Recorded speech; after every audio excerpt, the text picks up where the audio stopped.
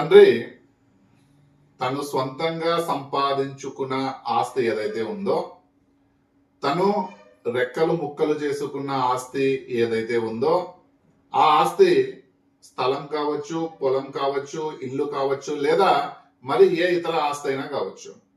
తను సొంతంగా సంపాదించుకున్న ఆస్తిని తన వారసులకి, అంటే ఇక్కడ వారసులు అంటే కూతురు కొడుకు ఇద్దరు వస్తారు, తన వారసులకి ఇవ్వాలి అనే రూలు ఎక్కడా లేదు. తను సొంతంగా సంపాదించుకున్న ఆస్తిని తను ఎవరికైనా ఇవ్వచ్చు.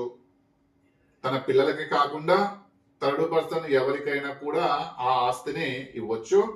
హిందూ వారసత్వ చట్టం 1956 కానీ, లేదు అమెండ్మెంట్ అయిన చట్టము 2005 కానీ ఇవే చెప్తున్నాయి. కాబట్టి కుమారులు, మీ తండ్రి ఏదైనా ఆస్తి సంపాదించి ఉంటే మీ తండ్రి నుంచి మీరు ప్రేమతో ఆ ఆస్తిని పొందాలి తప్ప డామినేషన్ గా ఆ ఆస్తిని పొందే రైట్స్ మీకు లేవు.